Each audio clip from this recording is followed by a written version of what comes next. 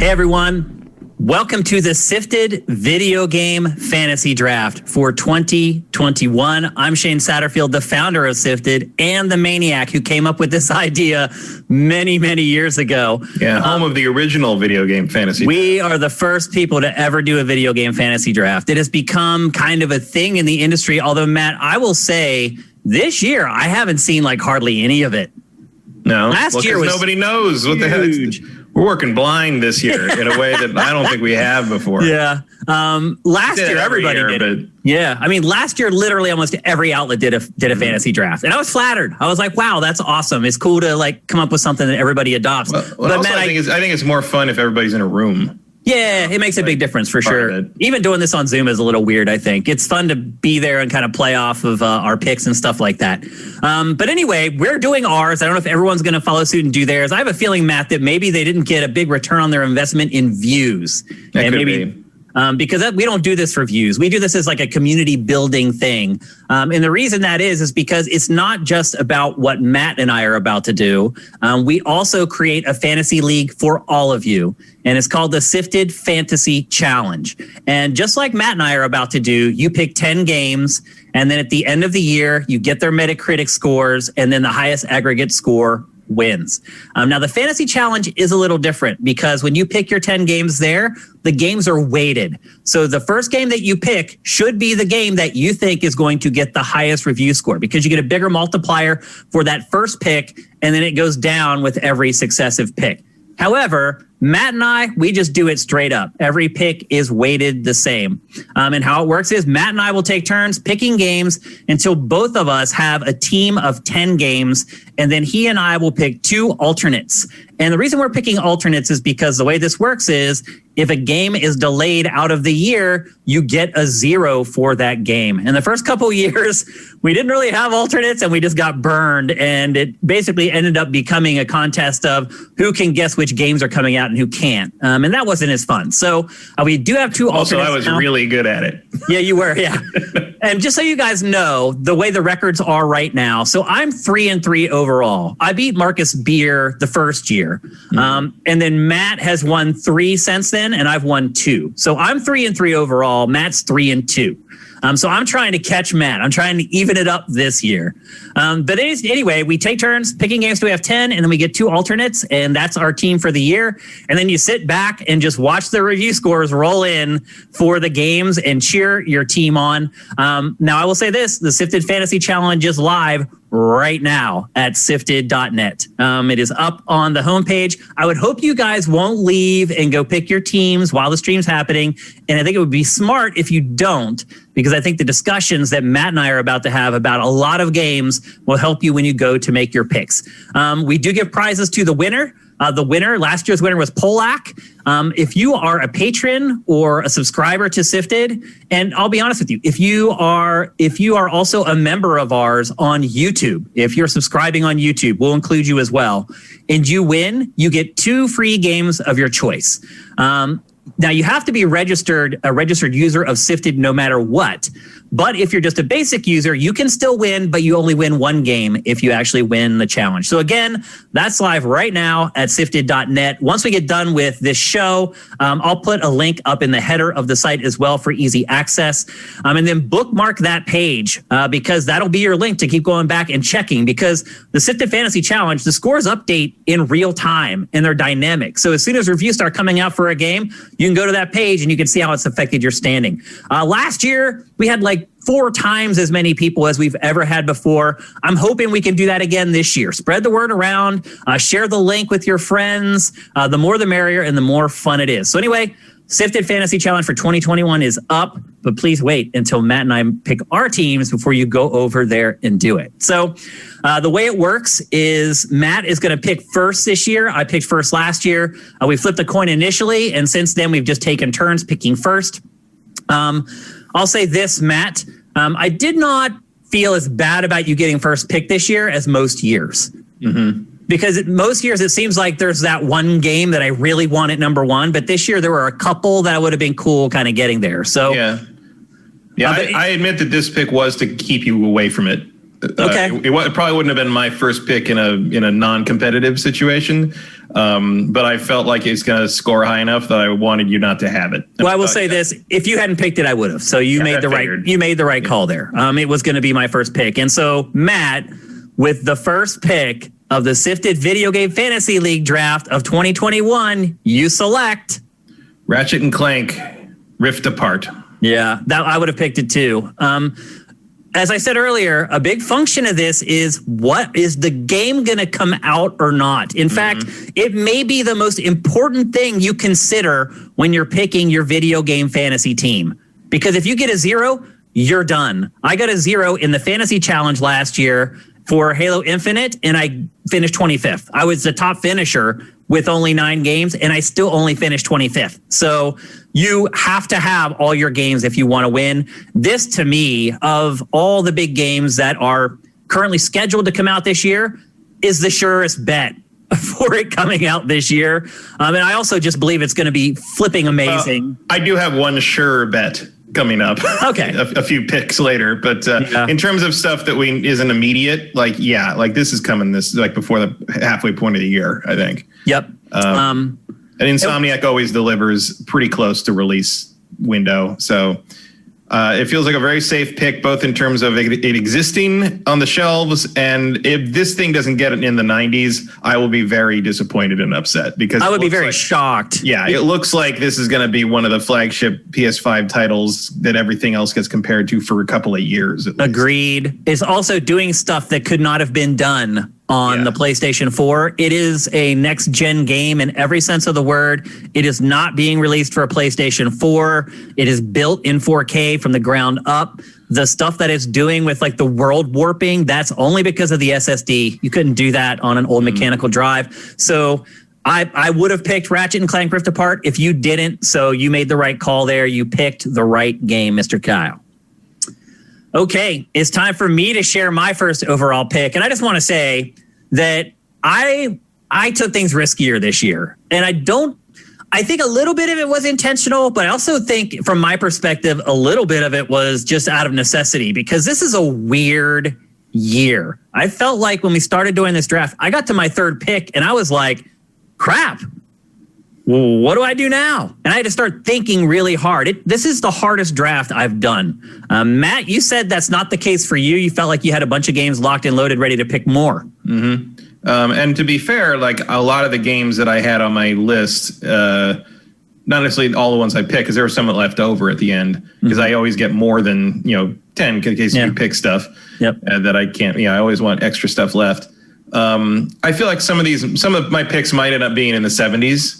On Metacritic, but is better than not. It's better than a 0. So that was sort of where I went. That's where I was. I'm looking for 7s instead of 8s this year. There are only 2 games on my list that I feel like might slip out of this year, and one of them is a nice to have, and the other one is I had to have just in case. So. Everything else, I feel pretty confident about 2021 release. I have more games than that, Matt. You got some picks. You're rolling the dice way. Well, my very first pick is risky. And it is. And my first pick in the 2021 Sifted Video Game Fantasy League Draft is The Legend of Zelda Breath of the Wild 2. Very, very risky. Zelda games are almost always delayed. They haven't really given us a solid release date for this game in the first place, which makes it even a little more dicey. But Matt, I'll just be honest with you. I'm hanging my hat on 2 things. The first thing is that the game has been in development for 4 years and they already had the engine. And my guess is they already had pretty big chunks of the sequel built, maybe to use for DLC, but if not, to then maybe incorporate into the sequel. Certainly a lot of the map was already there for them. Yep. And the character models and just a lot of the legwork has been handled already. So that's I think the bulk of this game development process was fleshing out the dungeon stuff, but also trying to figure out how you make a co-op Zelda game with Link and Zelda. And I know that's not confirmed, but I will bet you cash money this is a 2-player co-op game. Well, I think it's a pretty much certain that you're going to spend a good bit of time playing as Princess Zelda at the very least. And then the other thing that convinced me to draft it first overall is that this year is the 35th anniversary of Zelda. The anniversary is really the clincher for me. I mean, I think there is a pretty good chance this doesn't come out this year, but I really think they want it to. It would be a huge mistake because of that anniversary. The anniversary makes it so tempting to get this out as their big holiday release. The other part of it is we just saw what Nintendo did for the 35th anniversary of Super Mario Brothers. It was this huge year-long blowout of games. Now, it did not release a new 3D Mario. They released a bunch of old 3D Marios, and I would be very disappointed if they released remasters of old Zelda games instead of Breath of the Wild 2 this year. But the timing is right. Nintendo would be dumb to not get this game out for the 35th anniversary.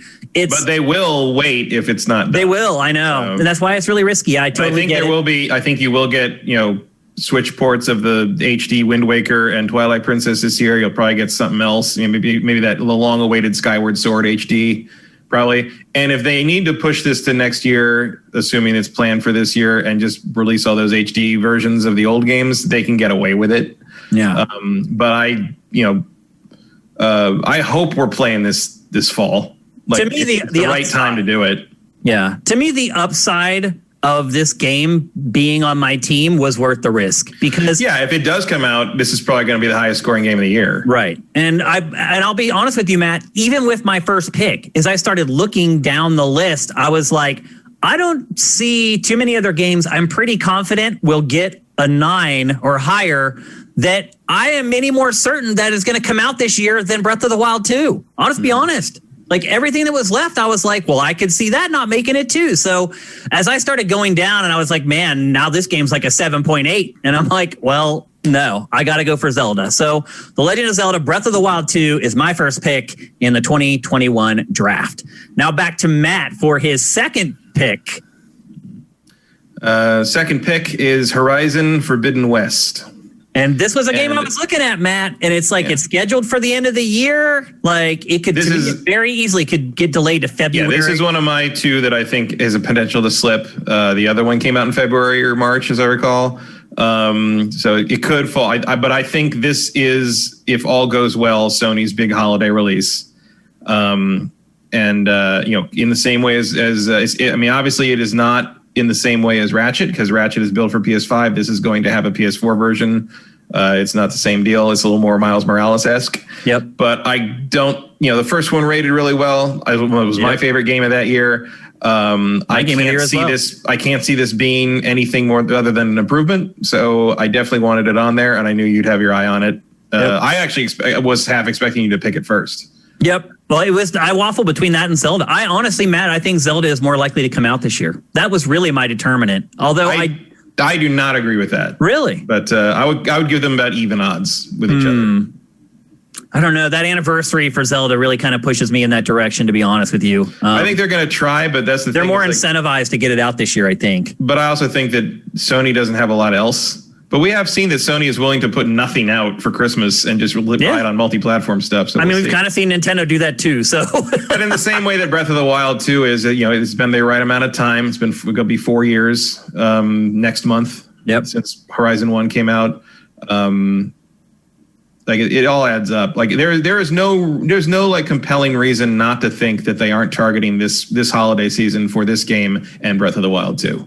Well, I hope you're right, Matt, because we just don't know what'll happen between now and then. Because I'll be honest with you, if I had to sacrifice losing our fantasy league to be able to play Horizon this year, I'll take it. I'll take losing the league to play Horizon in 2021. Again, I'm not going to repeat everything that you said. It's a great pick, but I think this season is just dicey, man. Like I just don't feel confident about anything, and I think that started to reflect my picks after a while. I was like, this is all a crapshoot, so I might as well just aim high with my crap shooting, and that's what I did. I only feel the need to crapshoot 2 games because that's how many alternates we have. So I did that. I went above and beyond, Kyle. Yep. So anyway, there's Matt's second pick, Horizon Forbidden West. All of us have our fingers crossed that this game makes it out for 2021. It's time for my second pick. And this is where I just started to break down a little bit. Matt, I think this pick took me, like 8 minutes to make? Took a while. I mean, I was playing. So you weren't noticing the time. I was playing Doom while you were doing this. So I'd see the thing pop up and be like, all right, and I'd type in my next one and just go back to Doom. I tend to have my list pretty much done before we do these. And then I'll just adjust on the fly if you pick something that I wanted. Yep. Well, after I share what my pick is, I'll share what I texted to Matt when I made the pick. Mm-hmm. And my pick is Resident Evil Village. And as I said in Game Face 243, we cannot show you this game. We're not allowed to put footage of the game in the show because we'll get copyright strikes. So you just got to trust me on this one that I'm very excited about it. Again, I feel like it's stepping in the same puddle that Resident Evil 4 did. It's more of a rural setting. It's a little more mystical and based upon supernatural stuff instead of the T-virus, although I'm sure at the end it'll end up being some kind of a virus that caused everything. But that's what I liked about Resident Evil 4. It wasn't like every cinematic was like the T-virus, the V-virus, the virus, the virus, the virus. It was like, there are these crazy people trying to kill us. How can we survive? Mm-hmm. And I like that about RE7. And it looks to me like Village is going to have that same bent. So I am really excited for it. I am a big Resident Evil fan. I went back and looked at Resident Evil 7. Its Metacritic score ended up being like an 8.7. And again, as I was looking down this list, I was like, where are more 8.7s? I really can't find too many of them that I'm pretty certain are going to come out this year. This game does have pretty much a hard date, and it is earlier-ish in the year. Not an exact date, but they're like mid 2021. I'm pretty confident they'll get it out before the end of the year, and I'm really excited for it. So it was kind of a safe pick. And then to go to what I was saying earlier, when I made this pick, when I texted Matt, I said, RE Village, I guess. Because this came a lot earlier than I thought it would. But that's what I'm saying, because I started looking down. I'm like, I don't see any other game guaranteed to score an 8 points. Not that this one is either, obviously, but that's the comp. It's got a track record. Yeah, it's comp. So I didn't see any higher comps that I was really confident that the game was coming out this year. And you're right, I did pick it early, but I was afraid that you might go through the process and see the same stuff that I did and be like, oh, well, I guess I have to pick Resident Evil, and I would miss it. So no, this one was actually pretty far in my mid list. Okay, you were pretty safe with this one. Well, also with your next pick, I think it's, if I had known how you felt about this next game, right, I definitely wouldn't have taken it. But knowing now, I can see why you made this pick, and that pick is Baldur's Gate 3. Yeah, which I am fairly 243. He just said is like one of the best RPGs he's played. Yeah. So because I'm playing the early access of it periodically, and they're hitting it out of the park. I'm not saying go spend $60 on a game that won't be out for months yet to play early access necessarily, but I knew I was going to buy it when it came out just because I like Baldur's Gate D&D stuff. So I went ahead and did it, and I'm glad I did because I enjoyed the early access a lot and playing with the different character builds and all that. I will say this. I'm pretty sure this is going to be out this year. I think they'll make their October, November target. They said when it came out in early access, they had about a year left, and I think that'll hold. They've been updating it pretty regularly. Oh, it's going to make it. I have no doubts. Yeah. And I will say this. This was not one of my first or second pick because I knew you weren't going to go for it. I mean, you could have taken this a lot later. Probably could have, but I definitely wanted to get it locked in because I think this game's going to be like a 95. Wow. I think this might if get that in the third slot. If there's a game that has a shot at competing with Zelda for top reviewed game of the year, it's this one. Wow. Those are some big words coming from you, Matt. This is Larian firing on all cylinders, even just in Act 1 with this early act, even as buggy and early access as it is, you can see what this thing's going to be, and it's going to be amazing. I'm very excited. Look, if this game beats me, that's okay. I am very excited to hear that about Baldur's Gate 3 because my expectations for it were, I'll be honest with you, I may not have even drafted it. So I am very happy to hear, especially coming from you, that you are enjoying Baldur's Gate 3 that much.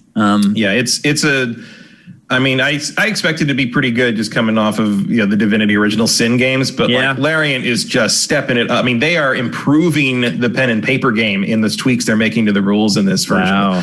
It's so much fun to play. All the different characters feel like themselves, like they capture what it's like to play the characters in a tabletop game, but they also still make it fun as a video game.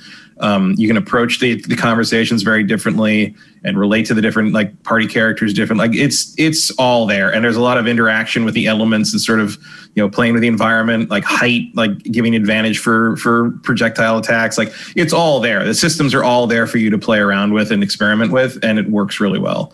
And it'll only continue to work even better as they polish it up and get the last. And it's a huge game already, and you don't even get to Baldur's Gate. Wow. In Act 1 of the Act 1 pretty much ends with you finally getting to Baldur's Gate, and like that city's going to be crazy when they finally get it done for the final release. It's the most excited I've been about a Western like kind of like point and click RPG in forever. It's really exciting. Great to hear, man. That is good flipping news. And then my next pick, this is where I looked at Zelda and I was like, oh crap, maybe I've just completely ruined my chances at winning this. I'm going to go a little bit safer from here on out. And I didn't. But with this pick, I did. And my pick is Monster Hunter Rise. I just came off playing the demo on Switch. I think it's still up if you guys want to check it out. It is a pretty beefy demo. There are 2 different hunts you can go on. And then there are 2 kind of single player training missions you can play through if you want to give it a spin for yourself. And it's not that I was even all that impressed with it, to be honest with you. I am not a gigantic Monster Hunter fan. I've got into a couple of them. I played Try way too much. But once I played that, I was like, I kind of get it. I'll wait and see if like a new one comes out that actually kind of breaks the mold. Well, then Monster Hunter World came out, and it was pretty much just Try, but at 1080p. And I played it and I enjoyed it for a while, but I didn't stick with it. But then I played this demo, and what I came away with playing this demo is that it's just as good as Monster Hunter World. In fact, I think Monster Hunter fans will probably say it's a little better because it actually brings a couple new features into the franchise that haven't been there before, like basically being able to use a grapple hook, being able to use enemies as mounts. That stuff may not seem like a big deal to you, but when you grind away at Monster Hunter, that little stuff ends up making a big difference. And then all the rest of it is just the same stuff that you got in World. It's just as big. It's just as sprawling. It will last just as long. There's going to be a long DLC trail for this game, just like there was for World. Now, obviously, it doesn't look quite as good as Monster Hunter World, but it looks freaking amazing for a Switch game. That was another thing for a third-party Switch game, especially. I was really impressed with the visuals in this game.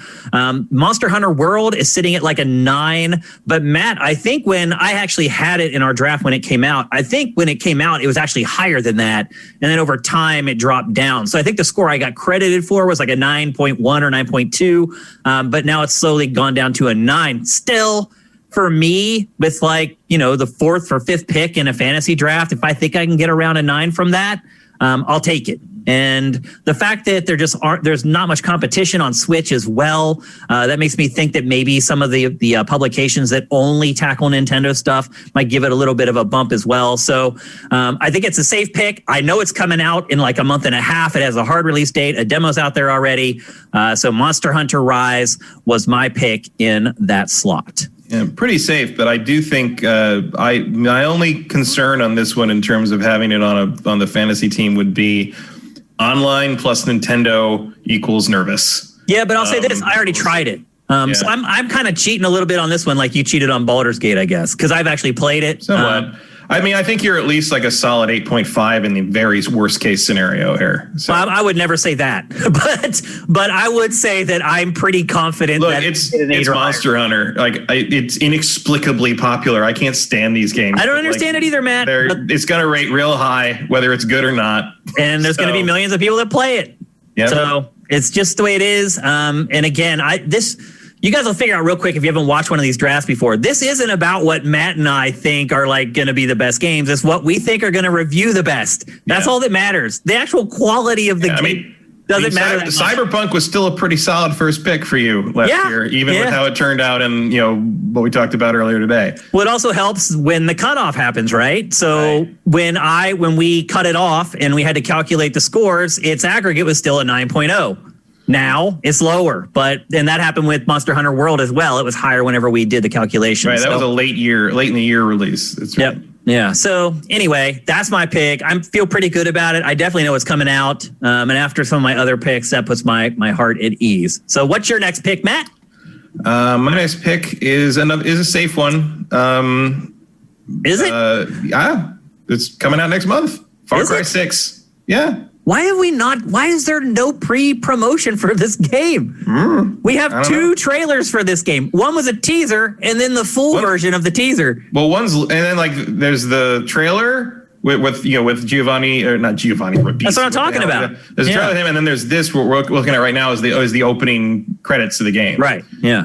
By the guy who did the opening to Westworld. Yeah. And that's all there is. We've not seen any gameplay, anything. No. But it's coming out in February. I didn't even realize that it was February, to be honest with you. Yeah. I really thought this game wouldn't come out this year. I thought it had a decent chance to not come out this year. No, it's Ubisoft needs coming it out this year. Because also while we're doing this draft, and this is what you guys should do while you're doing live drafts or you're picking, like go and look at like what publishers are putting out. So I searched like Ubisoft games in 2021. And there was nothing there. It was like Roller Champions and Far Cry. Like saying it got delayed, so I guess it's not next week. Oh, okay. But it will come. I think it'll come out this year. Well, look, if it was scheduled for February, then yeah, chances are really good that it'll make it before the end of the year. But I was under the impression that it was going to be dicey. So it's supposed to be out February 18th originally. Yeah. But what makes you think that this will review well, Matt? Because I looked at this game and the last one got like a 7.8 or something aggregate. I think they will readjust. I think the setting is more compelling. I think the use of city areas is going to change up how it works. Agreed. That's what makes it exciting for me. Yeah. And I mean, there's still a lot of open wild areas, but there is a big like Havana. There's an urban hub, where you can do that. And there's going to be like some parkour stuff that is involved. Like so that's changing it up. Should be interesting. And also just like it's coming out.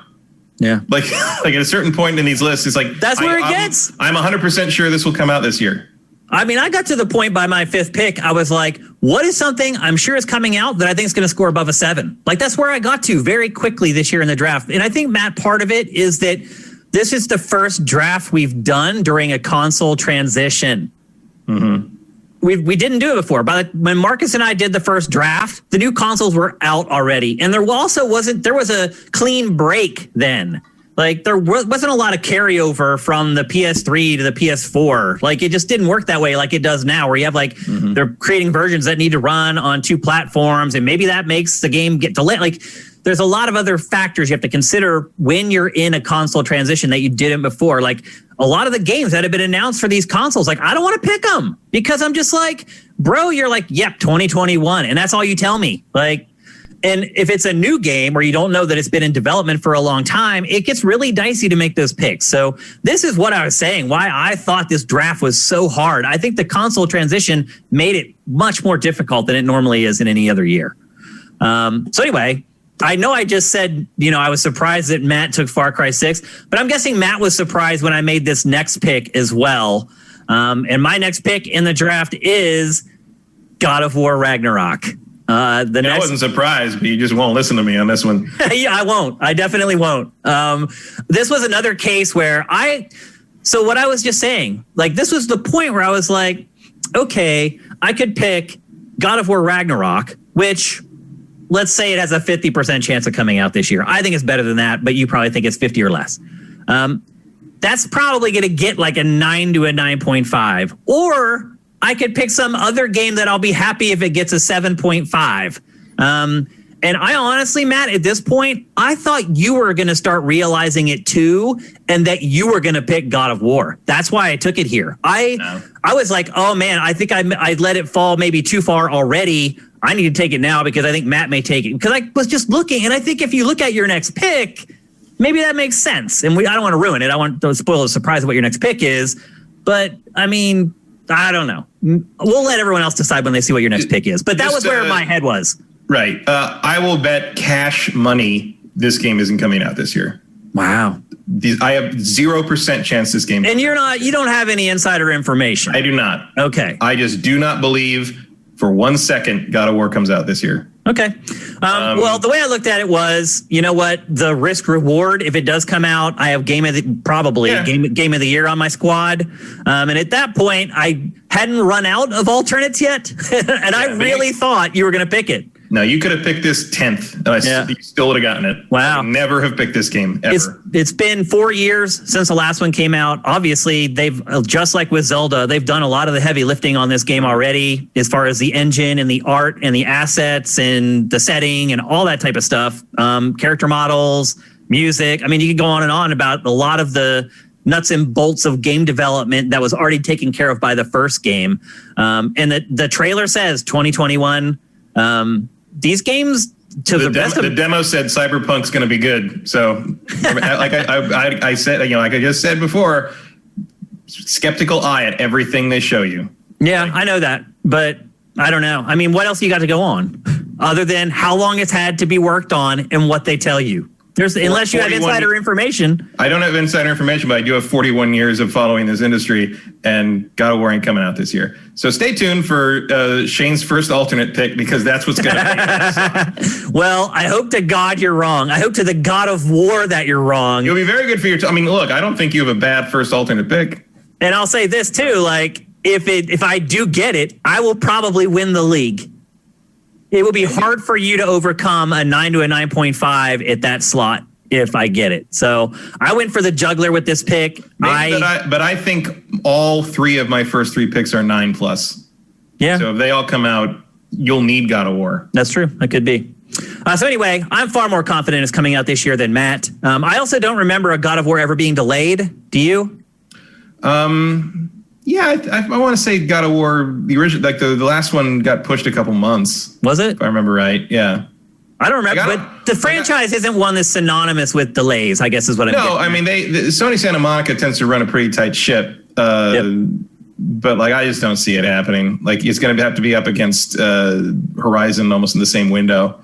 We'll see. That would make for a great second Christmas for the PlayStation 5. That would be a nice. I mean, I don't think they would step on each other's toes much if you put them a month apart. Yeah, it would be like 1 October, 1 November, maybe something like that. Yeah, give them enough time to finish it. Yep. I just don't. We'll see. I just don't think so. I'm just going to keep the fingers crossed because it could be the difference for me in this. I mean, it says 2021 on that teaser, but all it was a logo. We haven't seen anything from this game. Yeah, we haven't. Yeah, but Sony also, if you remember, like the way it does business now, that's how it goes. Yeah, it's like.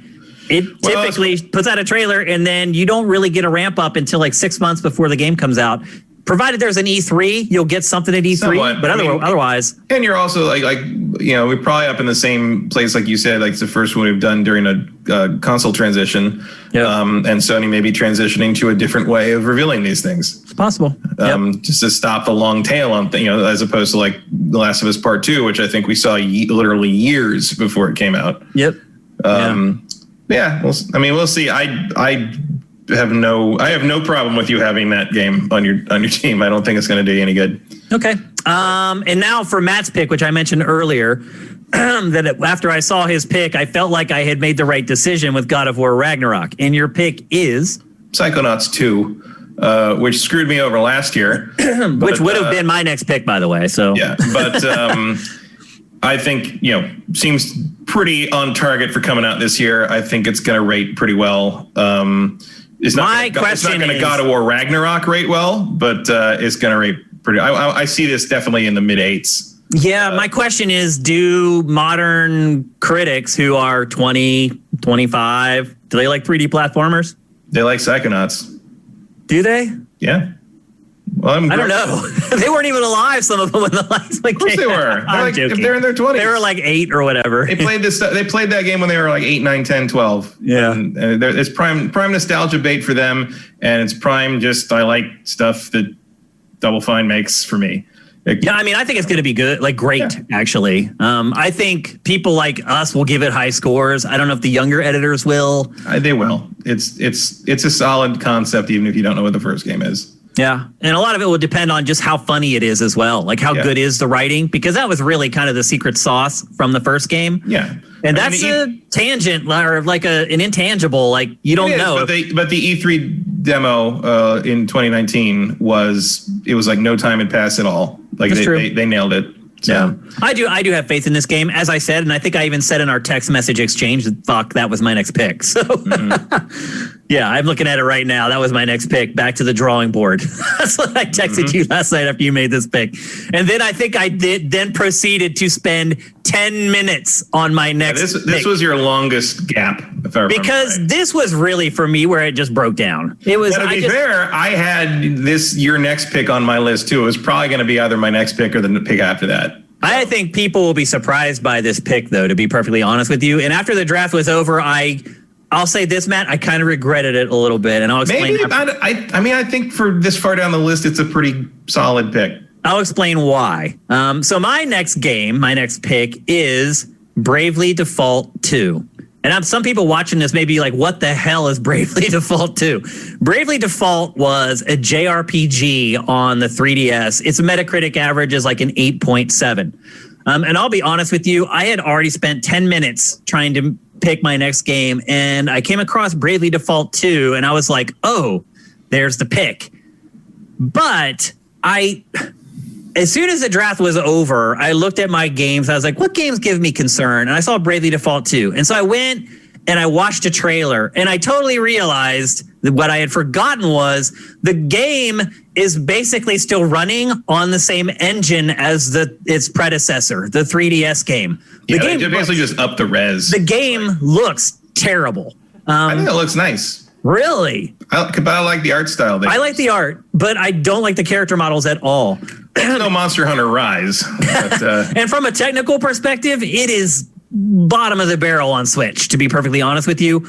I don't think it'll get docked like a huge amount for its graphics. I don't think so, but it does look like it started life as a 3DS game. It does. And that was it probably did. And that is what gave me pause after I had made the pick. Do I think now that it'll get like an 8.7, 8.8? No. I think at this point I'll be happy with like an 8. But that's where I got to. I think it'll be in the 8s. You think so? Yeah, I don't think graphics live or die on RPGs that much, unless you're talking about like a Final Fantasy like big production. Like reviewers know what Bravely Default's trying to be. I don't think it'll hurt it that much. I hope not. But anyway, I did regret this pick a little bit, but this also is definitely coming out this year. Its release date is in March, I believe. So again, like I made the Zelda pick. I got cautious. I picked Monster Hunter Rise. Then I picked God of War Ragnarok, and I was like, oh God, I got to get concerned. What have I done? Exactly. And I was like, then that was the other thing I started doing, Matt, was looking for games that I thought would score high that had a hard date in the first 6 months of the year. And this one has one. It has an exact date. There's already a demo for this out as well. I was like, it's definitely coming this year. I think it'll get above an 8. I'm making the pick, and that's what I did. So there you go. Bravely Default. It'll be interesting to see how many of you guys picked that game for your SIFTD Fantasy Challenge. I'm guessing not a lot, but we'll see. Next up for you, this is also a game that was on my radar, particularly after a couple games had been delayed over the last couple weeks and were kind of either dicey or not coming out this year. And that game is Back 4 Blood. Yeah. Left 4 Dead 3, if we're being honest. Pretty much. Yeah. This is obviously, a spiritual successor to Left 4 Dead. Yep. And I don't have a huge amount of interest in it because I don't really play online stuff much anymore. But shooters, for that matter. Or shooters. Also, I played Left 4 Dead 1 and 2 probably 500 hours or more. Dude, that game was huge at G4, the first Left 4 Dead. Yeah, and much like Phantasy Star Online, it's just one of those things I played so much I never want to see it again. It's like when you eat so much chocolate and you just don't want to look at dessert for like a week. Yeah, I still look at, like, even watching the trailers for this game makes me feel like, oh no, I don't want to do that again. Like we played that game so much. It was at G4 it was huge. I remember Jess, who now works at Sony Santa Monica.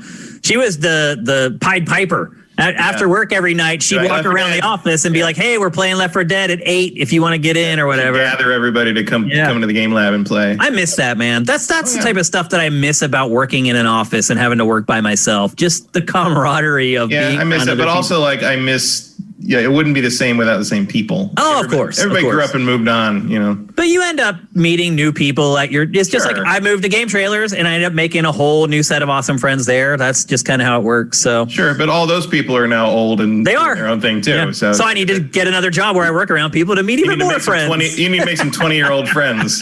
I don't know if that would work at this point, Matt. I can't sell it like I used to, unfortunately. So anyway, get back to Back for Blood.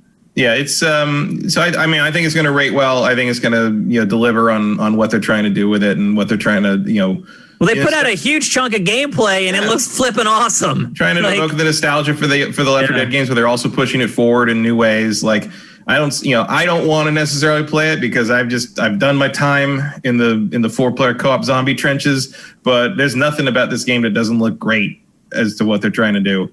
My big concern is is there any single player element to it at all? And if there isn't, will it hurt it? Probably not.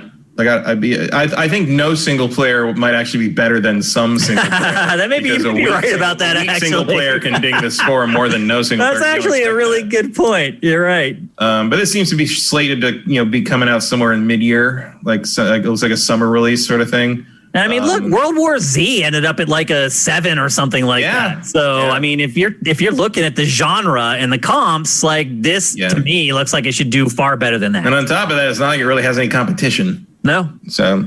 Yeah, I mean, that's why it exists, because there was no competition for Left 4 Dead still.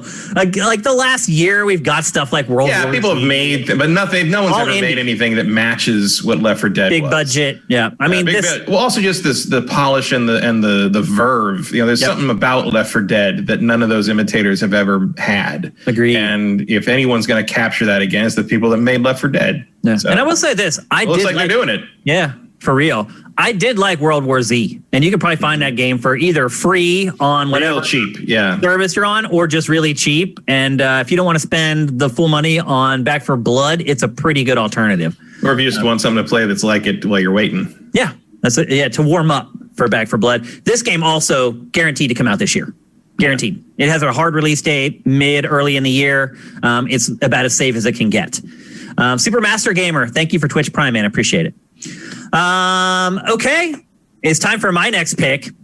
And this is where I really started reaching. Matt, I'm curious to see if you think this next pick of mine is one of the games that you don't think may make it. Oh, it certainly is. It is? Okay. My next pick is Dying Light 2. And I'm on the fence on whether this is dicey or not, to be honest with you, because the game was supposed to come out last year, and it was delayed. It was delayed because of COVID. So because they keep losing department heads. Yeah. Like, there's something going on with this thing. Or just at the studio in general. Yeah. Like if this thing does come out and it looks like they've got something special on their head, at least judging by that last E3 demo, who knows what's happened in the year and a half since then. But what they're trying to make is really cool. Yeah, I saw it at E3. It blew my mind. And it reminded me nothing of the first one, which I was not a huge fan of. I know a lot of people really got into it, and some people spent literally like hundreds of hours playing it. I played the first game for like 100 hours. And a lot of people did. Don't even fully know why. It never clicked with me. I didn't like it early on, and then as soon as I got the grappling hook, I'm like, oh, this is awesome. And I didn't get the grappling hook for like 6-7 hours. It was definitely...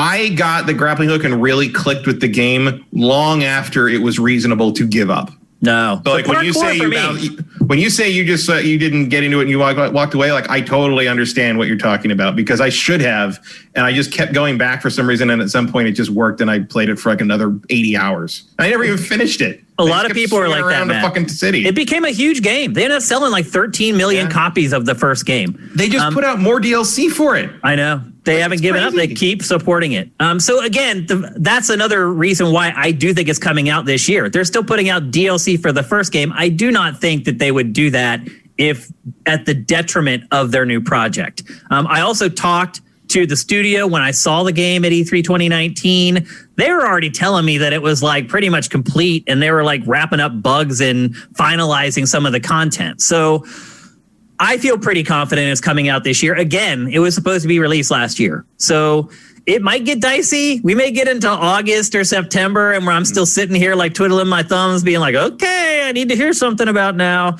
But then when E3 happens in September, as Pactor has predicted, I think that's when we'll get maybe the final release date stuff. But here's my bold counterpoint.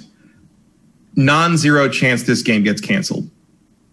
You think it could be canceled? That's what you're saying. Like we will never see Dying Light 2. I would be surprised. I mean, dude, this game looks so good. Like 2 years ago. But something is up. I agree. Losing people. There's something weird going on there. It could be another CD Projekt Red culture. You're right. Oh yeah, Jason Schreier is going to have an article about this motherfucker. I assure you. I wouldn't be surprised. But if it does come out this year, it is a great pick. I think it's going to be a big deal. Again, at this point, I was just like, what do I think is going to come out this year that'll get higher than an 8? Like the first Dying Light, by the way, Matt, only has like a 76 aggregate score. Yeah, I mean, I think, but what they're doing in Dying Light 2, like there's innovation here, there's ideas. Like I think it's going to be different. Can you think of many games that got that Metacritic score that sold 13 million copies? Not a lot. Not too many. Certainly nothing with legs like that thing had. Like it's just crazy. Yeah. But when you're a small studio and 13 million people buy your game, you shift gears a little bit. You're like, okay, we have a bunch of new fans. We got to keep them happy. So and meanwhile, your main competition is making Dead Island 2, right? And not managing to get that done. And that game is a disaster and probably will be canceled someday. Because this is the team that made Dead Island 1. Yep. And then moved on. Because Dying Light is basically Dead Island 2. Right. In a very competent studio. Yeah. But the people basically, and for the story that I heard goes that basically they wanted to make Dying Light. That was their idea for Dead Island 2. And the publisher was like, no, just do Dead Island again. Like we don't like innovate or do anything different. Just make it again and sell the same thing. And they didn't want to do that, so they went up and made it. And I think they made the right choice. Yeah, in the they end. absolutely did. To have worked out pretty provided this game doesn't get canceled, I guess. Meanwhile, Dead Island 2 is on its third redo. Yeah, still no sign of anything. Still watching that same trailer from the Venice Boardwalk. We've seen 100 times. I appreciate there's the wild swings of this, Monster Hunter. Oh, real estate, God of War, creates a boy. Like, what are you doing? Back to Bravely Default, super safe. We got a hard release or Dying Light 2. Who fucking knows where that game is? It's just like up and down, up and down, up and down. This has been a schizophrenic draft for me, to say the least. I would do something and then try to counter it. Do something and then try to counter it. Again, I just really struggled to, as I got to like the 4th or 5th pick, to find games I knew were coming out this year that were going to score decently. I just did. And I was like, I started diving into the pile of indie stuff and I'm like, I don't know anything about this. All I know is the studio that made it. And then in some of those cases, that studio, the new game was like a brand new genre. And I was like, or it wasn't a sequel. And I was like, well, do I know if the studio can work on a new genre and make it great? I don't know. So it just got I got all twisted up mentally doing this draft. Again, the most difficult one that I've done. Yeah, I think God of War and Dying Light are your two. You're going to get your alternates in those slots. I'm pretty well. I think Dying Light has a better chance than God of War. Actually, minor. Like I'll give Dying Light a 5 to 10% chance of coming out this year. Really? I would 5 like to it. 10. Wow. I don't think it's that. I would like it to, because I'm very curious about this thing. It's written by Chris Avellone, who's written some of my favorite things ever. The branching story stuff is fascinating to me. Like legit branching stories. Yeah. Like legit. Like you cannot see the whole game in one playthrough. Things or even two. Yeah. Yep. So Jam Rain, thanks for all the subs, man. As always, you rock. Making it. Would love to see it. I don't think we will. Okay. Hell, I just love to see some footage of it. Of what? Of Dying Light 2? Yeah, we haven't seen anything new from it in a long time. Yeah, it was E3, that big demo that they released. We have had more so-and-so head of whatever has left the studio more than we've seen new preview footage. It's a reckoning, dude. People aren't putting up with the old BS anymore that was going on in the games industry. And some of these people that refuse to evolve, they're going to become extinct. Let's just be honest. That's how it works. Progress or die. So anyway, that's my pick. It might be a little dicey. I definitely don't think it's as dicey as Matt does. The fact that it was scheduled for release last year puts my mind at ease. Because at least in their mind, it was nearly finished. So it could be canceled because the whole team falls apart. I think that's unlikely after all the money they put into it. Next up, Matt, your pick. My pick is this is the safest pick Not it doesn't get any safer than this one. In terms of coming out this year, this is my safest pick, and it is Hitman 3. Yep. And to be clear, we made these picks before the review embargo. Yeah, we did the draft last night. And I still didn't know what this thing was going to get. Now, to be fair, this morning I looked and I was like, what the fuck? I did not think Hitman was going to. I mean, it's early. We haven't seen all the reviews, but it's scoring better than I thought it would. Well, I did know that the embargo was breaking today for the game because I reached out to them and asked for code, and they're like, "We can't give it to you." Yeah. I mean, I figured the embargo was today or tomorrow. Which was, I'll be honest with you, that's why I did not pick it earlier. Because I was afraid, honestly, that there was maybe a review out there already that I just hadn't seen. Maybe they gave IGN the midnight, whatever, embargo. I didn't know. And I knew the reviews were coming out today. So I intentionally stayed away. I looked on SIFTD and it wasn't there, so I figured nothing had come out yet. Yeah. Well, I wasn't even looking at SIFTD. I was literally completely engrossed in this draft. It took over everything that I had. So I wasn't paying attention. But anyway, totally legal, totally legit that Matt picked Hitman 3. And the reviews came out today, and they're way higher than I thought they would be. Yeah, I did not. I mean, I was thinking, that's a solid 8, right? Yeah. But it's up. I mean, we'll see how it lasts. Yeah. Because it has to last till the end of the year. Yeah. And also, it has to last to the end of the week. Like, a lot of people did not get early code on this thing. So people are going to be getting their reviews up as we move forward after it goes live tonight. So. And to get that score at that position, that's huge. Like I said, I'm begging for like an 8 through the rest of this draft. So to see it score where it's at already, and it probably will come down maybe a 10th or 2 before it's all said and done. Still win, huge win. I think it'll stay in the 8s. I'm pretty sure. And as we said in Game Face 243, we'll be talking about Hitman 3 in next Tuesday's episode of Game Face. Unfortunately, as I just said, we did not get review code for that one. Okay, it's my turn for my next pick. And this one, I don't know. Maybe this one's dicey too, Matt. It isn't. It has a hard release date already. I think this is fine. Yep. I think you're risking the score more than the release date on this one. Yeah. Again, looking for that 8. My next pick is Deathloop. Deathloop is coming from Arcane Leon. If you read like all the coverage of this game, they just say Arcane, and they're like, "Oh, the guys that made Dishonored and Dishonored." No, it's not the same team. Different team. It's a different team. Now, I do believe that if Arcane is going to put its name on a studio, that it's going to have some kind of oversight and probably is going to assist in development at certain points. So I do have an expectation of a certain level of competency and quality from this game. Yeah. But really, what really sold me on it more than anything is the concept. I mean, you're playing as a group of assassins that are kind of trapped in Groundhog Day. You're racing these other assassins to complete contracts. And it's something unique. It could go terribly wrong and be terrible, or it could be one of those games that people will remember 2021 for because it did something completely different. So between those two things, Arcane does give me a little bit of comfort. The new concept I thought was cool. I think it might get around an 8, and I know it's coming out. Its release date, I think, is in March as well. So the chances of it getting delayed out of 2021 are very slim to none. It's already delayed out of 2020. Right. So. Yeah. So it has a hard date. That to me makes a big difference than just saying early or late or a quarter or whatever. Once you do that, a lot of marketing deals lock into place and you're kind of locked in. So do I think this game is going to get anywhere near a 9? Hell no, I do not.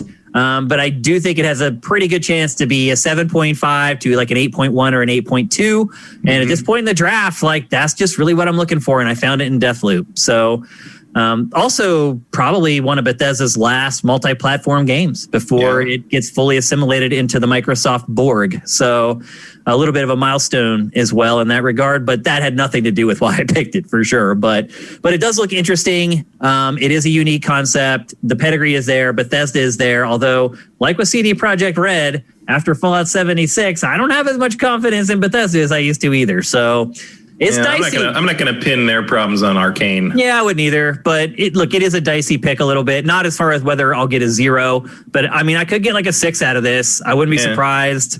It is a little, I mean, the only concern I'd have in that regard, I mean, obviously it could turn out to be bad, but like the other thing is like, it does look, the thing I've noticed about this game is it's very hard to explain what it is quickly. Yeah. You know, it's a hard elevator pitch. Yep. And in the same way that Tenet is, I guess. And My concern would be that it would be a high skill ceiling game.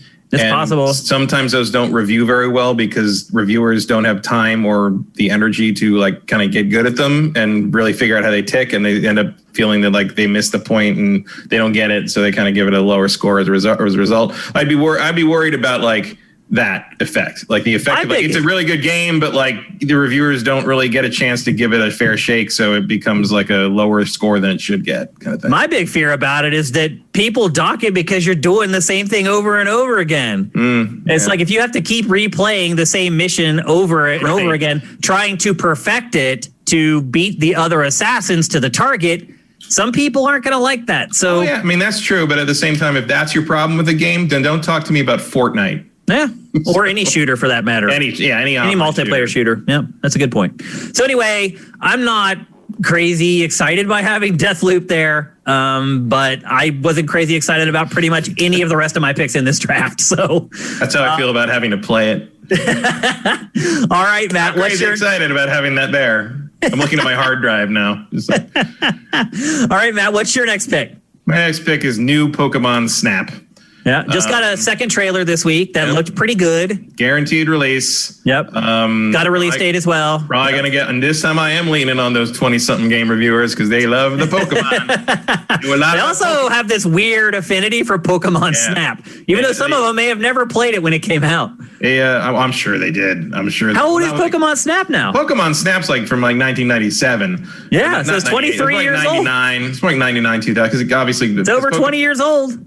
Yeah, but they were kids when there's a lot of there's a lot of kids that age that played a lot of N64 stuff because their parents handed down the N64 to them. Yeah. Pokemon Snap's a very accessible game for that age bracket. So I think it's been in demand for a long time. People are very excited it's coming back. I'm excited it's coming back. I like Pokemon Snap. Yeah, I want to play it. Yeah, I'm pumped for it. Looks pretty good. It looks like more robust than like the 4 theme park rides that the first game was. Yep. And people love Switch content. People love Pokemans, and I think it's going to get at least like an 8. How many Nintendo first party games for Switch can you remember getting less than an 8? Not too many. I don't know if I can think of any. Yeah. So pretty safe bet there. I think Mario Tennis didn't do that well. The Switch Tennis, Mario Tennis. It may have got just below an 8, actually. It was kind of funky, as I recall. Yeah, it was. Yeah, it has some issues at launch that I think have since been rectified, but I think you're right. It may have scored below an 8. But typically, any Nintendo first-party game, pretty safe. You can pretty much count on it getting an 8 or higher. But part of the problem was that there's not a lot of guaranteed Nintendo releases. We don't know. I know. I searched for that too. I was like, first party Nintendo Switch games 2021, and this was like the only thing. Mario Tennis Aces is a 75. Okay. Yeah. So just below an 8, but still the worst was a 7.5. Yeah, I mean, that's up there. I think you're pretty good. Yeah. Yeah, I think it's a fine pick here, especially. But I did look at it and I decided not to because I am not a big fan of the first Pokemon Snap. I think it's one of those games that's like had built a culture around it or like a fan following around it because it was so weird. I didn't think it was great. I didn't think it was a unique concept, and it's still a unique concept 20 years later, which is kind of crazy. I don't know if that means that like people were afraid to emulate it or they didn't think it was worth emulating, but regardless, we don't get games like this ever. So both on that one, maybe. Yeah, it might be. Also, there's just there's a hunger for it. Like again, like the thirst is real. Like you say, it's not about what we think we're going to like. It's about what we think. Yep. Jesus, even Snipper Clips got an 84. Like what? Yeah. That's crazy. Okay, that is a little off, but anyway. But yeah, it's coming soon. I think it's March as well. Yeah, April is spring sometime. Yeah. Yeah. So it's not even like its release date is later in the year. It's coming up pretty soon here. So I'm looking forward to playing it. I'm excited to play it. I think that's a good pick there. Next up for me, another pick that I made where I sent Matt a special message whenever I made the pick. And this message said, screw it, Halo Infinite. This is a game that I'm a little nervous about not making it out this year. In fact, I'm more nervous about this game than Dying Light 2. I'll be honest with you. This game's coming out. Because this game also has been a disaster. It lost its 2 lead developers. It got railed when they showed the first gameplay from it. Like, I feel like they may be nervous to show the game again. I also fear that it may be a case where at the end of the season, we have a problem, Matt, because maybe they've only released the campaign or because it sounds like they're doing it sort of piecemeal. They are. Even with the original plan. And how does that work then? Like at the end of the year, maybe we should decide that now and we should let chat chime in. Like if they only release the campaign or they only release the multiplayer, does that count for my team? I think whatever it kind of depends how Metacritic rolls, I guess, but whatever it's rated as when the cutoff happens in December, I think count it. So you're saying if I search for Halo Infinite on Metacritic and it comes up with a result and there's a score, that you're okay with me using the score? I think so. I mean, if people feel okay putting a review score on it, then I think it's fair to say that it has been reviewed and that's its Metacritic score by that point in time. It seems like chat is okay with that as well. Yeah. Also, you're not going to have any alternates left. so you should probably keep this one. We'll see. In case you can't tell, I'm not particularly threatened by this game's potential review scores. Well, again, I do think ultimately they'll get it together, and I think it will score a 7, 8-ish. Yeah, that's all I was looking for here. If they actually really turn it around and it gets like a 9 or something, then hallelujah. Sure. But I do think it'll come out this year in some form. I'm 75% confident it's coming out this year. Yeah, that's where I'd put it. And I got it way down. Like, it's kind of crazy to think I got Halo Infinite that late, but that's where we're at. That's where we're at with Halo. That's where we're at. I probably wouldn't have picked it at all. Really? Yeah. I don't think it's going to rate very well, and I don't even necessarily think that's because it's going to be bad. I think there's going to be an element of like, haha, we're finally get to stick it to Halo kind of thing. I think there's going to be a little bit of like, people have such a, I am certainly not excited to play it. So like going into that game, a review of that game, feeling like, oh God, here we go with this thing. What do you got for me, Gary? You know, or whatever they call that, the brute weird face. Is his name Gary? I don't know. You mean I don't remember the meme. I don't know. Like, I mean, it could turn it completely around. I have no idea what they're doing internally, but I just have visions of 7.2s. Well, look, even Halo 4 ended up around there, so I'm hoping this is better. We'll see. Oh God, please be better than Halo 4. It would be hard not to be. So yeah. If I get a 7.5 from Halo Infinite, I'll be cool with that. So we'll see. Yeah, God, how did we get to the point that we're saying that about a Halo game? Like, it's so sad. Well, I know how we got that way. Bungie quit working on the product. That's exactly how, and they had to start a brand new studio from scratch to create it. So a shame. It is a shame for sure. Halo used to be one of my most anticipated games every time it came out. Up until 4, because I loved 3. Yeah. And I was like, okay, I'm going to give him a chance. Yeah, I like 3, and I liked ODST even more. Yeah. That was that. It's funny. Studios matter. People matter. That's what what really matters are the people who make these games. It's not about the IP or a character model or even really how good it looks. It's about the people who make the games. Yep. And the people who made that game feel good apparently went to Destiny. Because that's the game that feels good now. Yeah, it's true. As far as how it feels to play, that moment-to-moment gameplay. Yep. They nail it. Okay, your next pick. My next pick is kind of now you can tell we're hitting sort of the hell with it. Why not? I picked Lego Star Wars: The Skywalker Saga. It was on my list, Matt. I had it. I would have picked it. I would have picked it in my next couple picks. Yeah, it's supposed to be out in April, as I recall. And I think things gonna be good. It's gonna be their kind of like swan song. I mean, it was gonna be their swan song for Star Wars. Now there's obviously gonna be more Star Wars Lego content coming because Star Wars is big again, off of the back of the Disney Plus stuff. But I mean, I have a hard time believing this is going to be received anything but warmly, even with the consternation people have over the sequel trilogy. It's going to be about Lego stuff and funny Lego stuff and this John Williams music and the bonus stuff and unlocking things and jumping around co-op Lego, and it's going to be great. And I think it'll get at least a 7. So here we are. Might surprise everyone, get like 8s or something. Like, I think possible. It could ride the new boom of Star Wars love that's flying around out there, and it almost might be good for it that it got delayed, because Star Wars was kind of a dead thing last year. No one wanted to talk about Star Wars last year because Rise of Skywalker demoralized everybody so much. But now everybody's kind of happy with Star Wars again, so maybe it'd be fun to revisit all that. I can only think of a couple Lego games that scored less than a 6. Yeah, I mean it's no Ninjago. Yeah, I mean, there's right, and that's one of them. And there's one other one, like it was a small property, and those were the one. Star Wars, dude, they're gonna go all. It may be the highest scored Lego game ever when it's all said and done. That's the other thing is it's been forever since they've worked on it forever, Matt. Yeah, we talked about that a couple weeks ago on Game Face, or I think right before the break. We were like, no, it's last week. Was it last week? Yeah, we're like, wait, TT Games, they don't take this long. So man, if they're taking this long, they are giving it some TLC. I think that's a good pick. Like I said, because we were talking about the Lego games of some IP that had just changed hands. Yeah. And they can still make Marvel stuff. That was last week. But yeah, I think they've certainly taken their time on this one. So I feel like it's going to be nice and polished and looking good, and I'm excited. I want to play a Star Wars Lego game again. It's been a long time. I haven't played a Lego game in a long time, but I will play this one. Absolutely. I don't remember the last one I played. Yep.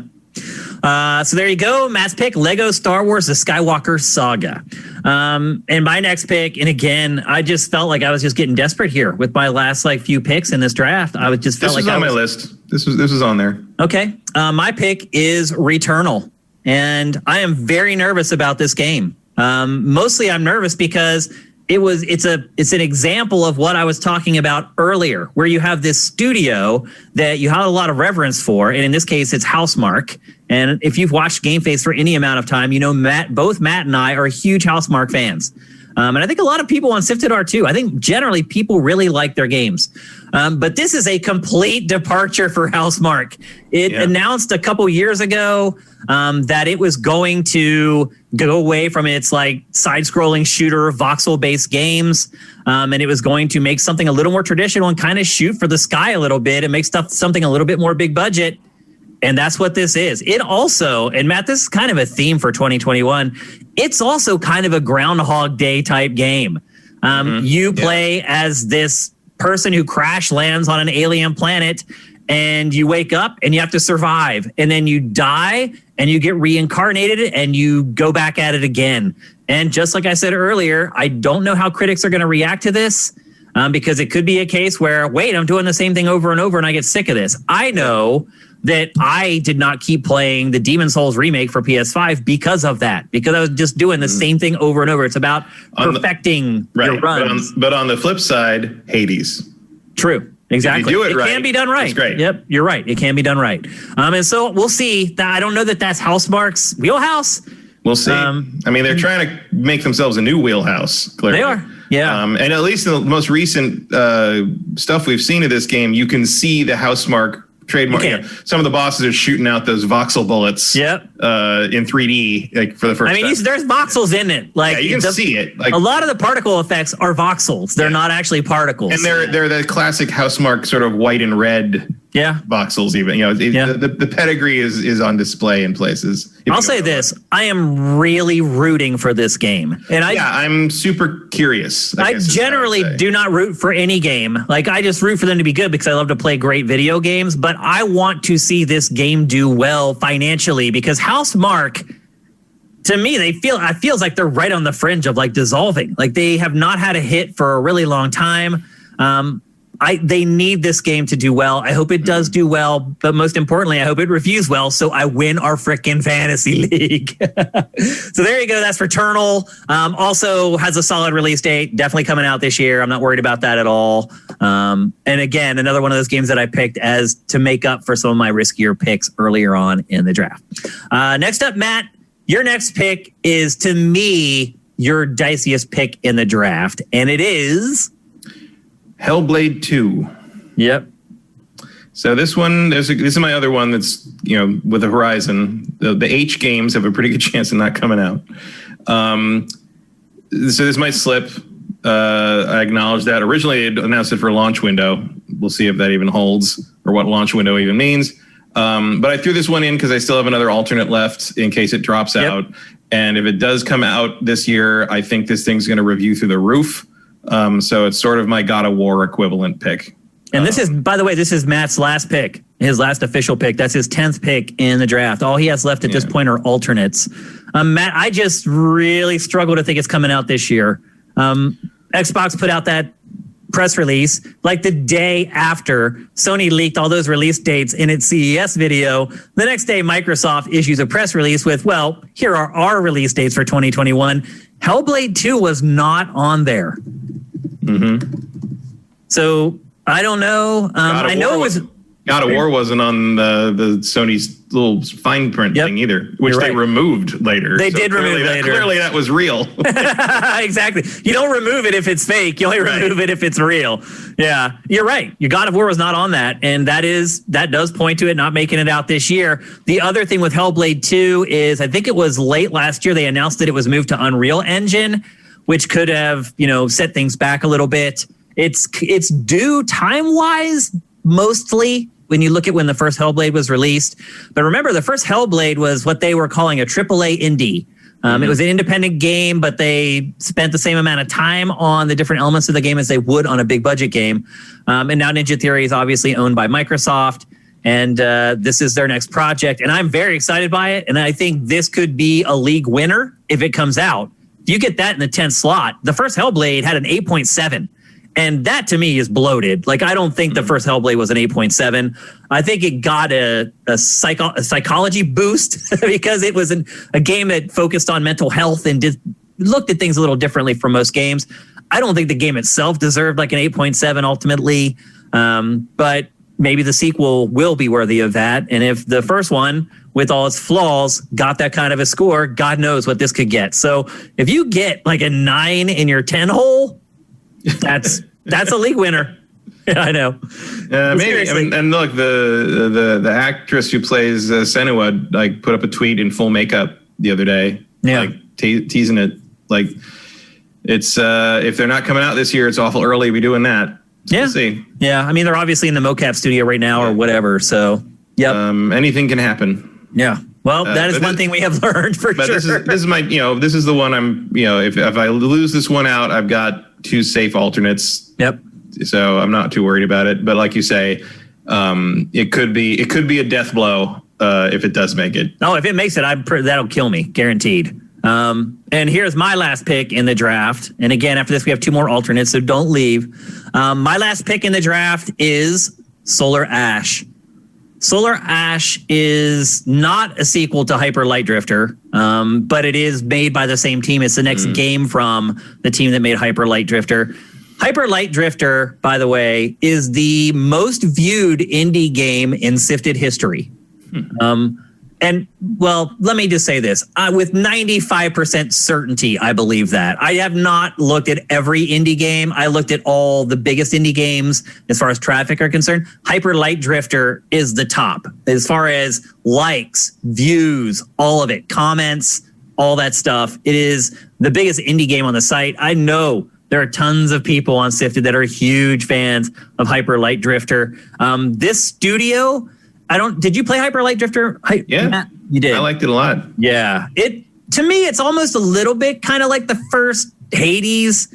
It's not so much like you're repeating the same thing over and over again, but it gives me kind of the same vibes as far as the combat is concerned. Solar Ash looks like something almost entirely different. It has the same art style, and it looks like it's set in the same world, and even the character model looks like it's set in the same world. So I would not be. I think it is. I think it is in the same universe. Same universe. And if it's not announced, I would not be surprised if at the end of this game somehow there are 2 games tied together. But mechanically, Hyper Light Drifter, amazing. Design-wise, amazing. Aesthetically, amazing. Those are things that are not going to go away in any new game that this studio makes. So I also think the pedigree is there. I think a lot of journalists love Hyper Light Drifter. It is set in the same universe. It is. Okay. Then I would not be surprised. Not a direct sequel. Okay. I would not be surprised if those things cross over at some point in this game. But just watching the game, you can see it does have differences, and you can see why it's not Hyper Light Drifter 2. But I'm very confident that this game is going to score pretty well. I am also very confident that it's coming out this year.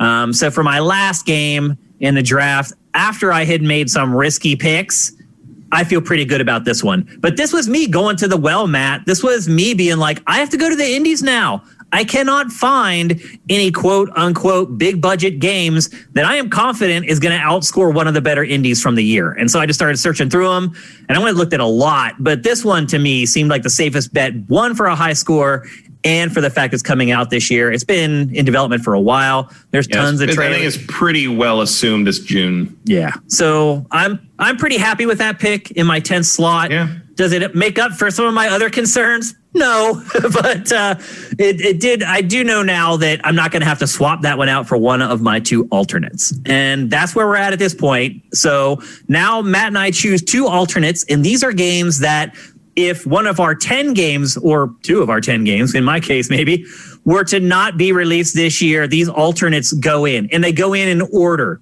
So Matt and I can't choose. Like, Matt can't say, oh, Ratchet and Clank ended up being delayed.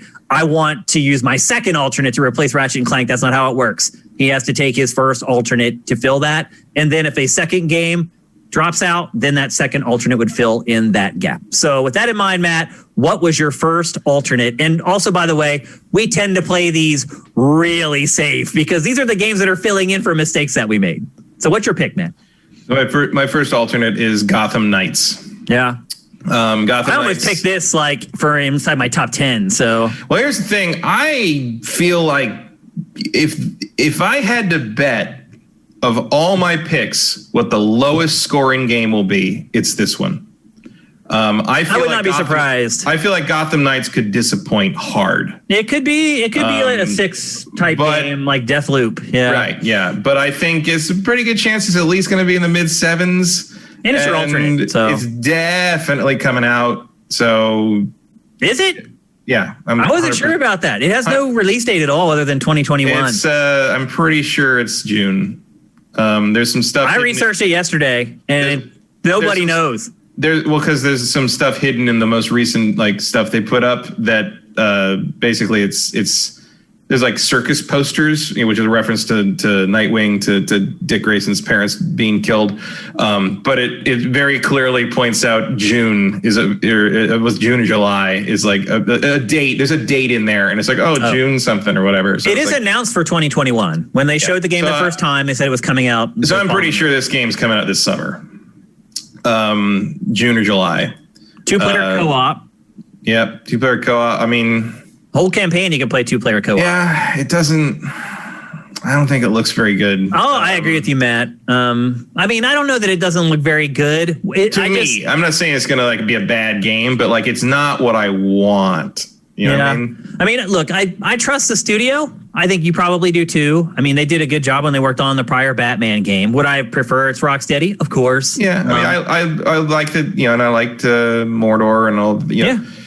They've done good stuff. The studio's got it. Yeah. Nothing against them. I don't know. Something about how it looks doesn't look quite right. I didn't get excited watching the demo. Yeah. That's really my take on it. I watched the demo. I was like, okay. It's weird because it's I like the studio. I like the idea. I like all the characters they're using. And I don't know. I get Avengers vibes from it. Yep. Okay. My first alternate is. It's better than a 0. That's true. And I mean, look, I am just going for guaranteed games coming out with my alternates because I took my shots already, Matt. Right. This is me covering my ass with my alternates. My first alternate is The Medium, a game that literally comes out in 2 weeks. It is not being delayed. There have already been huge hands-on previews for the game, which I also would add have not been glowing. I do not expect this game to get a really high score. It is made by Bloober Team, which I will say I generally like their stuff a good bit. Their games are very atmospheric, very spooky. They're definitely one of the out of nowhere rising star developers right now. Like, I think this game is their bridge to big budget games. Definitely.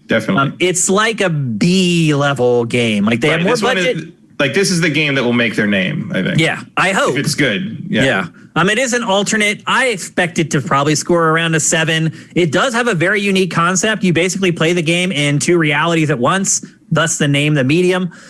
And other games haven't really done that yet to the extent that this game is doing it. So it does have a chance to score okay based upon its innovation. And if they can execute on it, my fear is that this game ends up being like 4.5 hours long or something like that.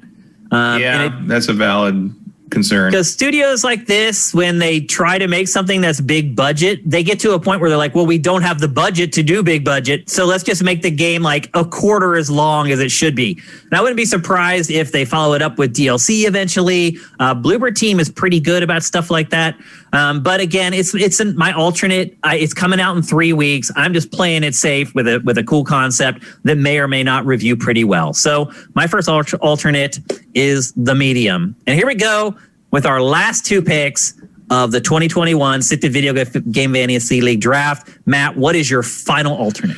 My final alternate is my old standby, NBA 2K22. I knew it was coming. I was like, I know what his last pick's going to be, and there it was. Yep. And the reason this is so far down is this series does not get the numbers it once did. Yeah. In part because of the microtransaction fuckery, and because of I'm worried a little about this one because we've talked in the past about the first next gen installment of a sports game tends to be kind of stripped down. That's why I stayed away from them. Yeah, but the visuals, it's gorgeous. I know. I may get it an 8 all. I'm not even kidding, man. Like, they look that flipping good. And the other thing too is that they've already got like a next gen version up and running. They released it this year. So 2K21 kind of handled the first game of the gen jitters, I think. Yep. And I'm more worried about Madden and FIFA as far as features than I am about NBA 2K. Because let's be honest, the Madden and FIFA stuff for this year was like bad. Like I played like the PS5 upgrade for Madden, and I was like, I can't tell the difference from playing it on my PS4 Pro.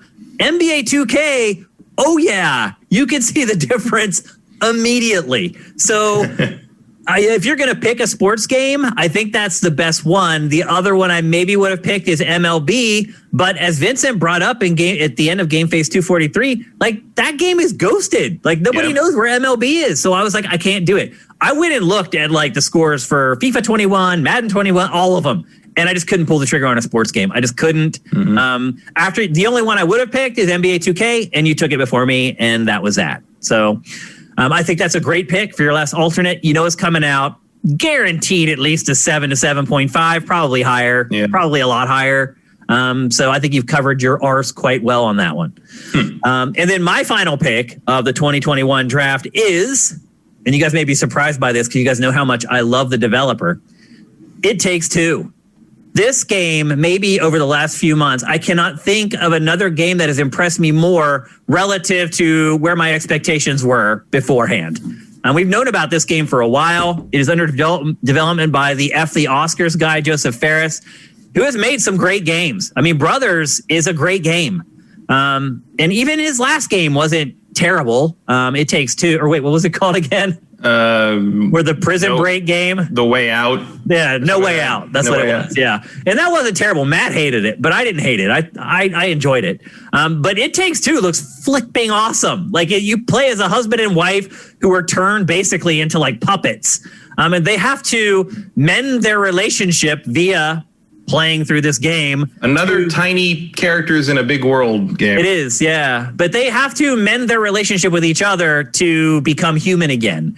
And I love the concept. I'm sure you're seeing the B-roll right now, even though I can't see it. But it looks like it's going to mix stuff up. But most importantly, it's all about co-op. And that's one thing I do like about Joseph Fares. Like, his studio has developed a brand, and that is you're going to play with somebody else, and you're going to have to cooperate with somebody else. And I like that. I like that concept, and they execute it very well. It really looks to me almost like a cooperative 3D platformer where you just have this insane gameplay variety where you're never doing the same thing for very long.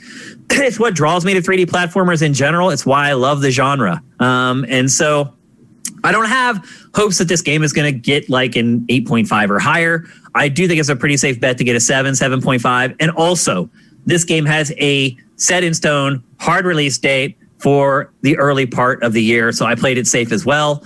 It just, to me, seemed like the most interesting game left that had a pedigree that I knew was coming out. And so I know it's going to make it out this year. And I really, me more than you, I really needed to cover my butt with my alternate. So that's what I did. I took one of It Takes Two for my last pick. So yeah, there you go. I mean, that was on my list. That was on my. The other two major games that were on my list that I didn't get around to picking were Kena. Is it Kena? Is that how you say it? I think so. I don't know. I call it Kenna, but it was also right there. I don't think it's Kena. It's either Kena or Kena. Okay. But I had that, and I had Cyber Shadow. Yeah. So that was the other indie that I decided for between Solar Ash, basically. Yeah. But I wasn't 100% sure that was coming out either. No, I have 2021 concerns about Cyber Shadow. It's there's no solid release date, and it's by one guy. It's being published by the company that did Shovel Knight.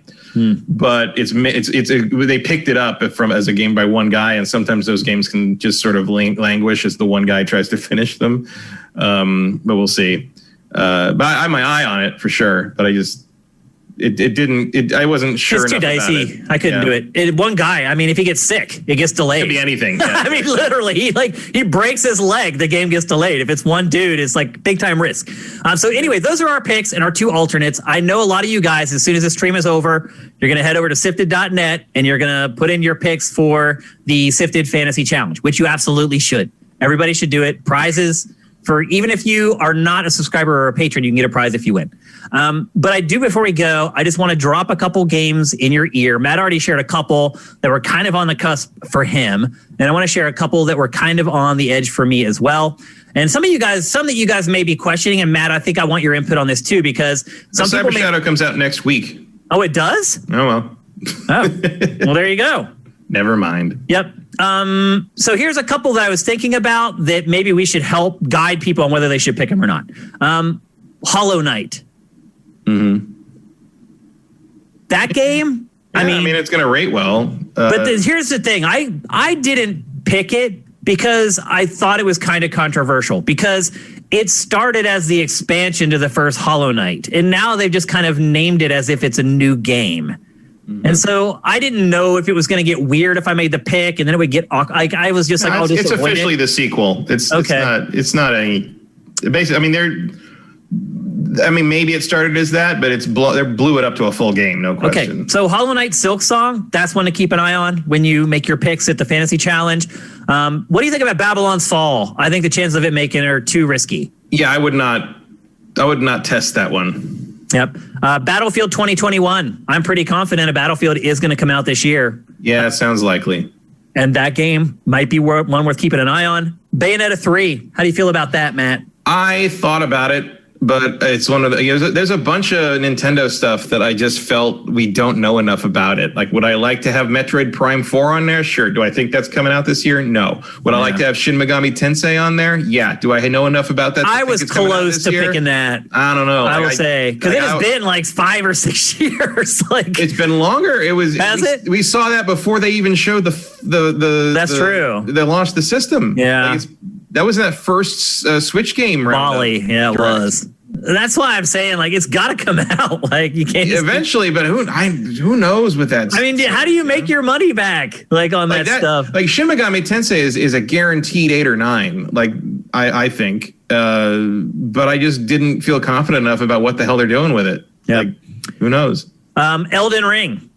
Elden Ring is not this year. Yeah, I don't think it's even like next year, maybe. No, I don't know what the hell with that game. I would not pick Elden Ring in your drafts. They got cursed by George R.R. Martin. I don't know what. And then the last will we be playing Elden Ring or reading The Winds of Winter first? I think we'll play Elden Ring first. I think that's probably true. Yep. I hate to say it, but I think that's the facts. And then the last game I wanted to bring up, No More Heroes 3. Yeah, I would have liked that one, but I just don't know. I'll just be honest. Like, I try to stay away from Japanese games. Yeah. Well, also, like, I mean, because the reporting on them isn't reliable and good. Well, and also, like, even if I did have a guaranteed release date for that one, I don't know what that game's going to get. Yeah. Like that could go either way real wide. That's a wide. I mean, I'll be honest with you. I thought the other games were funny and interesting, but garbage. So I didn't enjoy playing them very much. Like I keep having I keep having visions of Deadly Premonition 2. And I'm not saying the No Man's Sky. No Man's Heroes. I'm not saying the No More Heroes games are as janky and bad in terms of mechanics as Deadly Premonition was, but there is that element of Deadly Premonition 2 where everyone's like, oh yeah, finally Deadly Premonition 2. Oh, wait a minute. This wasn't actually that fun, was it? Yeah. Like it was kind of a moment in time, and I kind of feel like No More Heroes was that too. And I'll be honest, Suda and Grasshopper haven't really done anything for quite a long time that I enjoyed. So yeah, I don't know. I think it's dicey. I would stay away from it if you can. Let's answer a couple questions because a lot of these people are getting ready to do their own drafts offline. And by the way, there are several drafts that happen on SIFTD. If you're interested in getting into a draft like Matt and I just did, just head to the forums or just poke around in the comments. People are fishing for folks to join their leagues. And a lot of the drafts haven't happened yet. So if you're into it, you can find a place to do it. Let's see. Vincent says that they have announced that Shin Megami Tensei 5 is launching this year. So, all right, believe it when I see it. Yep. Toast 916X, when's the deadline for us to submit the Fantasy Challenge picks? Well, that's a good question because people should not be able to select Hitman 3 after today. I'm not 100% sure if the site shuts people off. Shuts games off for you guys to pick. And if that's not the case, that could be a problem now that I think about it. Because we can't let you guys pick Hitman today because you guys already know what the scores are. Yeah, because now we know what it gets. Yeah, so look, when you go over there, don't pick Hitman 3. Because I'm telling you right now, if you do, we're going to remove it from your team and we're going to make you redo your picks. So just don't even bother picking it. But to answer your question, when is the cutoff? The cutoff is the end of the month. And if other games come out, which they're not, there are no other big games coming out. Although, I guess the one is that we were just talking about. So that might be a problem too. Cyber Shadow is a big game, but it's but some people may pick it. Yeah. And if that's the case, and if some of you guys pick it, we have to take that away from you too and make you redo it. So, I would stay away from Hitman and Cyber Shadow if you can. But the bottom line is the medium. Yeah, and the medium. That's when does that come out? It's just the 28th. Yeah. Reviews aren't out for that yet, though. So anyway, it is a little dicey, but I would stay away from those two games in particular. But you have to pick by the end of January. So you have a little bit of time to get it in, but not a lot. What else? Is the draft predetermined or can we do write-ins from Congrim 1? No, it's predetermined. Everything, it's really cool, actually. Lashik did a great job. It's like a crazy drop-down interface where you pick each game. He has loaded the database with every game that's supposed to be coming out this year. You just pick from the drop-down. You can do it very quickly and very easy, and it's actually fun. I really enjoy doing it every year. Let's see if we got one more before we go. How do you feel about the new Gran Turismo as a pick? Pretty Not good, great. actually. I actually do. I do feel pretty good about it. I think it's a pretty safe bet it's coming out this year. I also feel like Gran Turismo is one of Sony's franchises where it doesn't matter if other games are also coming out that year. Like you said earlier, like God of War and Horizon close together, maybe not a good idea. They could put Gran Turismo out the week before Horizon and it doesn't matter. They're such different games and different audiences. I'm pretty confident it's coming this year. So if you're in a tight spot, that might not be a bad pick. If I was feeling more daring this year, I might have put Forza Horizon 5 on mine. Yeah, actually, that would have been a good pick. That just slipped my mind. I would have absolutely picked it if I had thought of it. I don't know. I wasn't willing to put down things that we just didn't have any information about. Yeah, I did it though. Remember the one year I picked it without any announcement of Horizon, and it paid off very well for me. I should have done it again. And then I did see Cinetiga saying Hitman 3 not available for selection. That's good. Good. I did see a couple people asking why we didn't pick Nier Replicant, or at least why I didn't, and because Nier Replicant's a remake. Yeah, we can't pick a game we already know is good. Yeah, No, those are off the board. Yeah, otherwise, I would have picked, the 3D Mario World or the Mass Effect games, the Mass Effect trilogy, or there's a bunch of remakes coming out. That I'm just like, it's going to score real well. Oh, yeah, exactly. Yeah, you can't pick that. You can't. DLC doesn't count. We have certain rules, and we probably should have said that at the beginning of the show. My apologies for that. The other game I had on my list that I shied away from was Humankind. Yeah, which is definitely coming out this year, but I just don't know how it's going to be received. I wasn't sure about the reviews. Because you got to remember, the other thing, Matt, about this is most people who are doing drafts, they're not doing it with 2 people. They're doing it with 5 or 6 or even 10 people. Games disappear real fast, and so that's why I wanted to spend some time after our draft kind of talking you through some of the other picks. Yeah. Or if I could do remakes, I would definitely have Disco Elysium, the final cut, on there too, because that game's going to score through the freaking roof. Yep. Okay, here's the last question. That last question was from Johnny Hurricane, by the way. Thanks, Johnny. The next one is coming from Kevin Rafa, and he asks, if you could switch a game out, which one would you switch? You first, Matt. For anything? Yeah. If you could just get rid of a game that you picked and replace it with something, what would it be?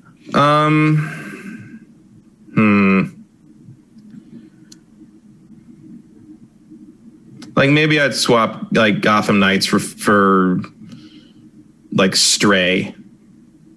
Okay. Or Ghostwire Tokyo, something like that. I would. My big change would be I'm not pretty happy with my main roster. Yeah, I think you did a good job, man. My main regret, I think, looking at the whole draft, is probably taking Deathloop as high as I did. So I would probably swap that out for something. But anyway, that's it for the SIFTD 2021 video game fantasy draft, the first and the best video game fantasy draft on the internet.